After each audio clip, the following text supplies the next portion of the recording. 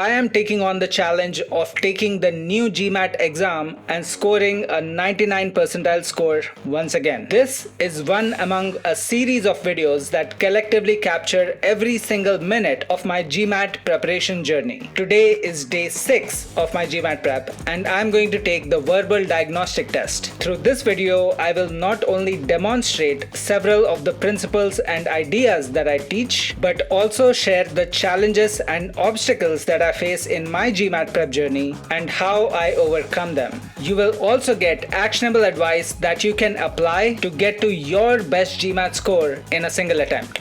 So let's get going. From day 5, one of my key learnings from taking the quant and data diagnostic tests was that at this stage of my prep, I might need significantly more time per question than what is allowed on the final GMAT exam. If you are at the same stage of GMAT prep as I am and you are yet to take a diagnostic test or have taken maybe 1 or 2 of the sections only, here is a quick tip for you. The purpose of the GMAT diagnostic test is not for you to answer all those questions correctly within a very tight time frame. The diagnostic test should just serve as a baseline to set a direction on where you should be focusing your attention and efforts as you proceed further in your GMAT prep. So irrespective of how good or bad your diagnostic test metrics look, do not be discouraged. These should just serve as inputs and are not a final judgment on your intelligence or capability when it comes to the GMAT. Taking my experience from the quant and data insights diagnostic tests into account, I am going to assume that I will need an average of 3.5 to 4 minutes per question on the verbal diagnostic test as well. From the online question bank, we know that the verbal diagnostic test has a total of 24 questions. So in total, I have just set aside about 2 hours of uninterrupted time so that I can take the verbal diagnostic test in one go. I know I'm being very liberal with the time limit by allowing myself up to 4 minutes per question, but do note that that is just for planning purposes. Once I begin taking the diagnostic test, I'm going to try to solve the questions as fast as possible. Here is a quick tip for you. If you are taking one of the diagnostic tests, make sure that you are able to complete an entire section in one sitting. It is completely alright if you have to take each section separately on different days or in different study sessions, but you do want to be able to complete an entire section end to end in one go. That is just a good practice which will help you set a cleaner baseline on where you stand in your GMAT prep and how much effort you're likely to need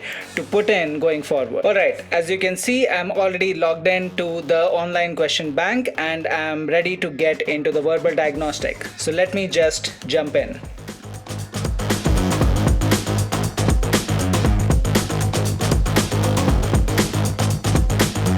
Alright, so it took me about 45 minutes to complete the verbal diagnostic test. You can see my results on the screen. I answered 96% of questions correctly, so it looks like I got 23 out of the 24 questions right. So I must have gotten one question wrong. If I were to quickly just go through the questions here, you'll see that I answered the last question incorrectly. I seem to have gotten the first 23 questions right, which I'm pretty happy about. In terms of timing, I took an average of 1 minute 51 seconds per question across the board. For the questions that I answered correctly, I took an average of 1 minute 48 seconds, and for the question that I answered incorrectly, which in this case was one particular question, I seem to have taken 3 minutes. Quickly going through the question by question metrics. So just looking at the time column here, I see that there are some questions where I went over 2 minutes. So for example, question 7 and question 8, I went into the 2.5 minute range. Same for question 10. And similarly, there are several questions on this screen where I took over 3 minutes. So question 12, 13, 19 being the main culprits. And finally, on the last set of questions, it is question number 24 where I took a disproportionate amount of time. Once again, referring back to my notes from day 1 of my preparation, I remember doing the math here. So if you look at this table, on the final GMAT test, you get around 1 minute 51 seconds per question on the verbal section.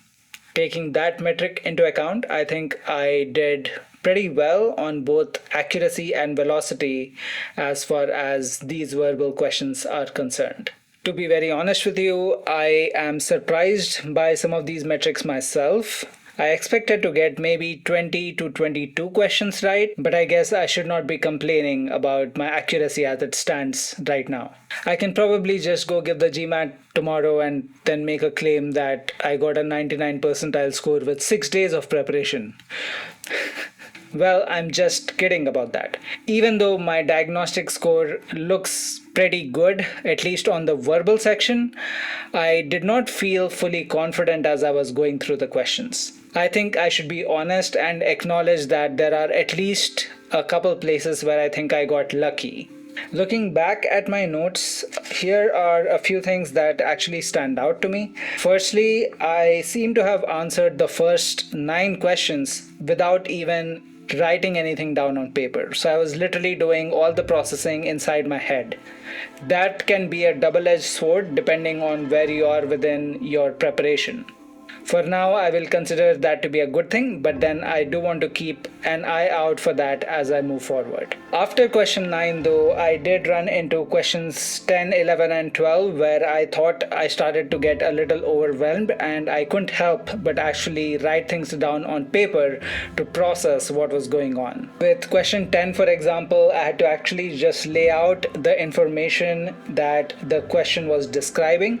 So as you can see here, I kind of laid out a graphical diagram in a way, and if I recall correctly, this was actually a critical reasoning question. Similarly, with question 12, I had to write things down to parse what was going on, and later on you also notice that with question 19 here. In my case, question 19 was one of those reading comprehension questions where the first 1 or 2 sentences are so complex you can literally feel your brain running out of processing power. If you do not understand what I'm describing there yet, I guarantee you will experience this as you go through GMAT verbal practice questions sooner than later. Then talking about questions 11 and 15 here, just looking at my notes, I can see that I was actually having some trouble tracking the answer options in this case. So while I was able to grasp the question itself, I had some degree of uncertainty among various answer options, and I needed to once again write things down in order to keep track of the answer options I had rejected and the ones that I still wanted to consider as potential correct choices. You also see that with question 12 here.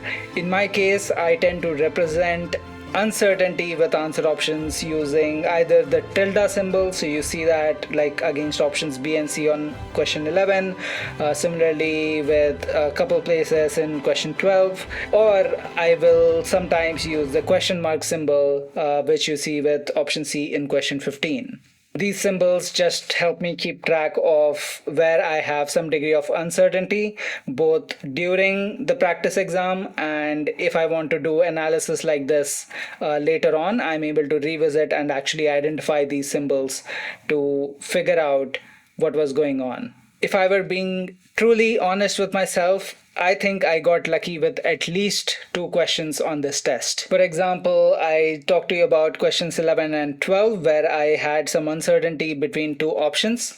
I was able to tie break between those 2 options at the end. However, in an exam environment where you're experiencing nerves and there is a timer that you need to worry about, things like this can go wrong very easily. Overall, having looked at these metrics and gone through the diagnostic, here are the things that I would like to do next. I want to take out 10 to 15 minutes to firstly analyze the notes that I captured during the test and also skim through each of the questions in the diagnostic test one at a time just to recall specific instances where I felt thrown off by the question or there was something else that I felt uncomfortable with. Most importantly, I will also reattempt question number 24, which I answered incorrectly during the test. My objective with that is to identify if I would answer that question any differently now that I am outside of the test environment. Here are a couple important callouts for you if you are about to engage in a similar exercise alongside me. If you answered any of these diagnostic questions incorrectly, reattempt those questions outside of that test time frame without looking at the solution. When you attempt it for the second time, if you get it right, then at least you can go back and look at your notes and identify why you answered it incorrectly the first time around. On the other hand, if you answer the question incorrectly, even the second time around, do not look at the solution and do not memorize what the correct answer option is. Just make a note of the question, put a mark somewhere that you need to revisit this question in the future, and we will come back to it at a later stage in our GMAT prep. The second call out is that all of the analysis that I'm about to do in the next 10-15 minutes is intended to minimize the element of luck that is involved in me answering a question correctly during a test. End of the day, luck is a fickle entity and is not at all reliable. Capability, on the other hand, stays with you and is much more reliable no matter what environment you're in. So my intention here is to focus on honing my capability, and part of doing that is identifying places where I think I just got lucky and then figuring out how I can sharpen my capabilities so that I won't have to rely on luck in a similar circumstance in the future. If you do this exercise of minimizing luck and growing your capabilities enough times and then retain the learnings out of that, I guarantee you that you will not only surprise yourself with an amazing GMAT score, but also acquire capabilities which will help you in your professional life outside of the GMAT. With that said, time for analysis.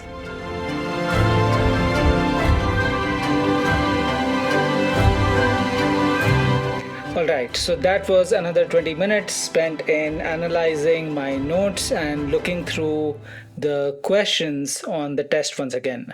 That took me a little longer than I originally anticipated. I'm not surprised because the verbal section is just more abstract compared to the quant section or the data insight section, and that makes it so much harder to analyze and extract lessons from in hindsight. Here are a few key messages from my analysis. First, I did reattempt question number 24 that, as you might remember, I answered incorrectly, and I am unable to figure out how I would answer this question any differently if I was to try it again.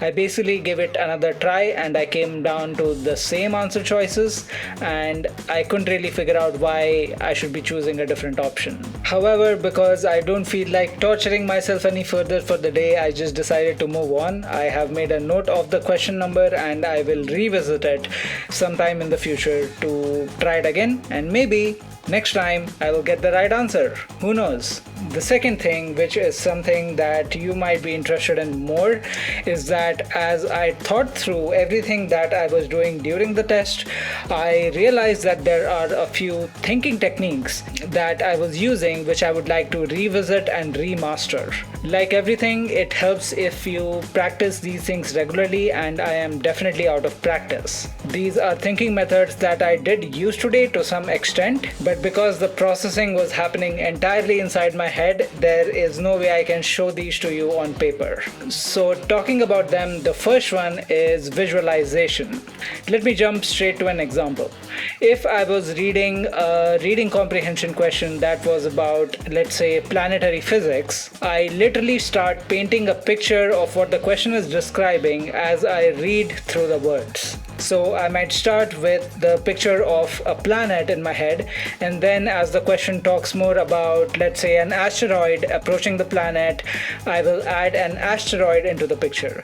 And then maybe the paragraph starts to talk about gravity, so I will think of lines flowing between these two objects representing gravity. There are also situations where I might have to transform the entire picture in my head in the middle of a question because it just takes a certain turn, and those are some of those circumstances where you will see that I take longer on a particular question because I'm having to redo some of this visualization that is going on in my head. Of course, I use visualization really just to retain and make sense of what a question is describing. Once I get to the meat of the question and the answer options, I might step away from that visualization as needed to solve things through. The second technique I want to talk about is visual organization. There are plenty of GMAT verbal questions that deal with mathematical concepts like probability or weighted averages without getting into exact numbers like quant problems would. In such cases, I use decision charts such as this one or graphical charts such as this one to think through what is going on in a question. Of course, these are just a couple techniques. There are several other things that I'm doing at any given point of time to solve through GMAT verbal questions, and these are principles that I will touch upon more in future YouTube videos. Alright, so now that I have the diagnostic test scores and timings in hand, I think I have enough information to put together a study plan for myself for the next few days or the next few study sessions. On day 7 of my prep, I will walk you through the thought process that I used to put together that study plan. So that is all for today. I hope you found this video helpful. You will also find an Ask Me Anything link in the video description below. I do my best to respond to at least 5 questions every day via email. So fill the form if you have a question and I will try my best to respond to it. For now, here is a virtual high five and a bunch of good vibes for you. I will catch you in the next video.